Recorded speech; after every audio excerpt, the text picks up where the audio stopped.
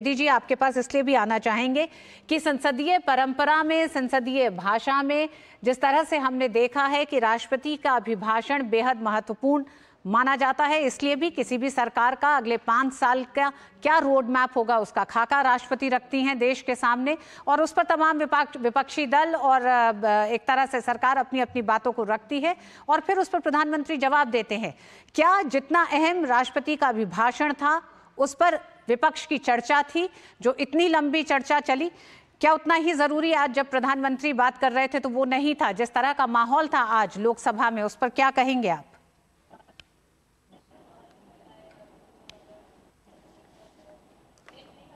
विजय जी हमारे साथ शायद नहीं जुड़े हैं अभी, रितु चौधरी जी हमारे साथ जुड़ी हुई हैं। रितु जी, आज क्या जो पिछले 2 दिन से, जो कल की सारे दिन की जो चर्चा रही और नेता प्रतिपक्ष राहुल गांधी ने जो तमाम सवाल उठाए, क्या उनका जवाब आज नहीं सुनना चाहिए था? उसी शांति के साथ जो माहौल लोकसभा में रहा आज, उस पर आप क्या कहेंगी?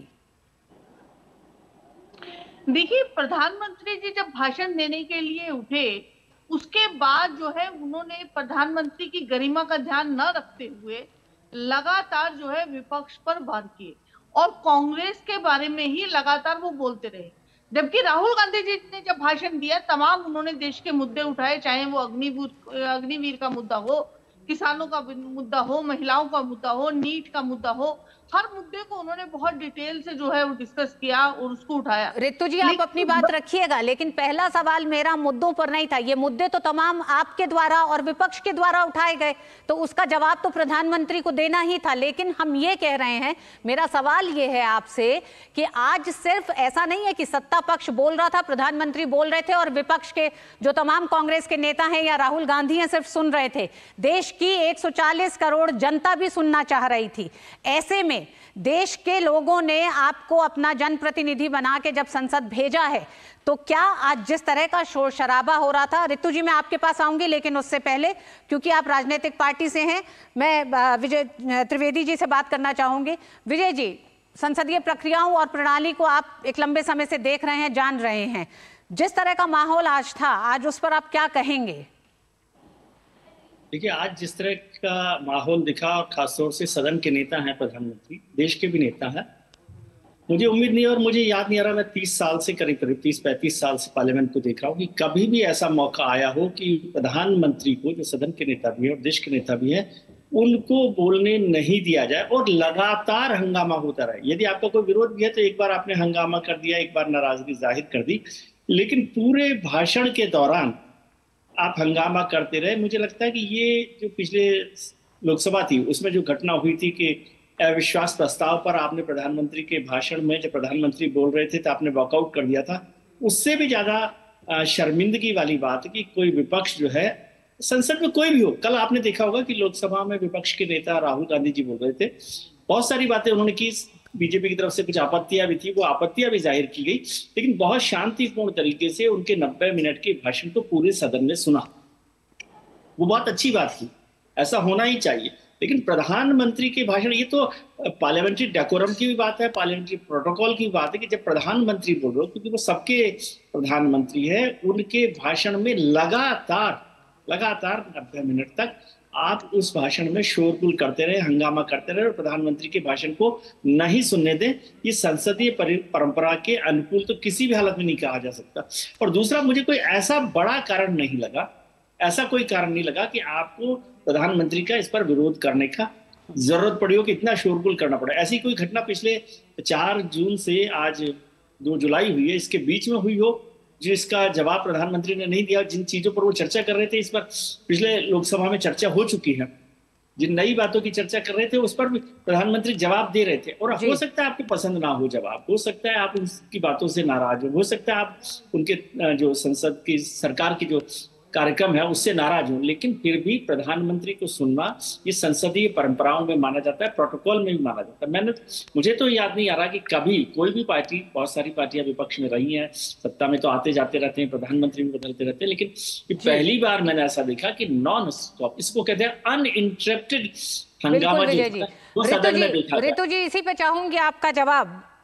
देश की जनता ने आपको विपक्ष में बिठाया 99 सीट के साथ, या फिर पूरे देश में जो विपक्षी पार्टियां उनको विपक्ष में अगर बिठाया है तो विपक्ष की भूमिका आप भी जानती हैं। विपक्ष की भूमिका सवाल पूछना था, सवाल पूछा गया, फिर आज जब जवाब सुनने की बारी थी तो फिर इस तरह का माहौल क्यों बनाया गया?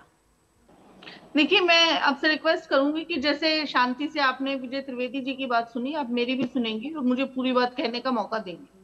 मुझे लगता है कि विजय त्रिवेदी जी ने कल राहुल गांधी जी का भाषण सुना नहीं, या वो सुनना नहीं चाहते थे, क्योंकि राहुल गांधी जी जब भाषण दिए तो लगातार जो है सत्ता पक्ष जो है उनको इंटरप्ट करता रहा, लगातार उनके भाषण में शोर मचाता रहा, यहाँ तक कि खुद प्रधानमंत्री जी ने उठकर इंटरप्ट किया और गृह मंत्री जी भी गए, उसके बाद 5 मंत्रियों ने भी उठकर जो है इंटरप्ट किया।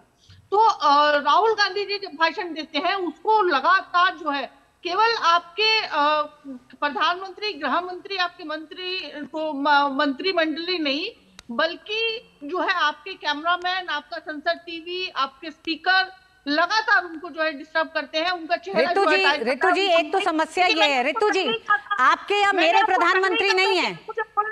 नहीं रितु जी एक मिनट आप देखिए, आप तथ्यात्मक गलतियां करती हैं, इसलिए मुझे आपको रोकना पड़ा। आपके या मेरे प्रधानमंत्री नहीं है, माफ करिएगा, मेरा कैमरामैन नहीं है, संसद टीवी का है। आपके और मेरे गृह मंत्री नहीं है, वो देश के गृह मंत्री हैं, देश के प्रधानमंत्री हैं।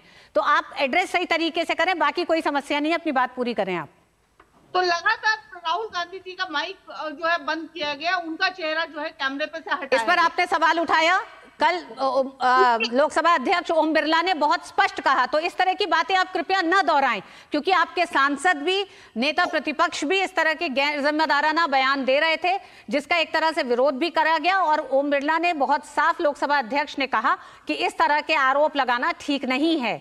मैं एक बार सिद्धार्थ जी के पास जाती हूँ। रितु जी, मुझे लगता है आपके पास कुछ ठोस बात करने को है नहीं, माफ करिएगा। मेरी आवाज इतनी चुप रही है, नहीं मुझे चुप नहीं रही, चुप नहीं रही रितु जी। तो क्या हुआ फिर? क्यों इतना क्यों आपको बौखलाहट क्यों हो रही है मेरी बात? क्योंकि आप कह रही है कि वो मेरे प्रधानमंत्री हैं, वो आपके भी प्रधानमंत्री हैं, माफ करिएगा, आप भी 140 करोड़ की जनता में शामिल हैं। बात नहीं कर सकते क्या? मैंने आपसे पूछा कि के बारे में बात कर सकते हैं ना, तो आप सुनिए ना बात क्या कहना चाह रहे हैं हम, आप पूरी बात तो सुनिए कम से कम।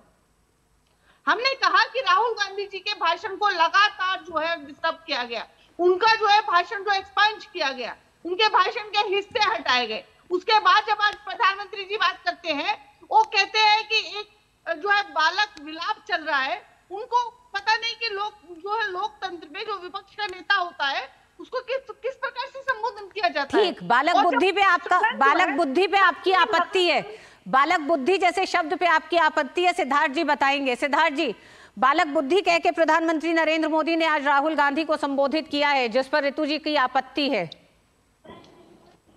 देखिए, रितु जी अभी अपनी बात कह रही थी, आपने उनको बीच में कुछ प्रश्न पूछे, रितु जी कितनी बौखला गई।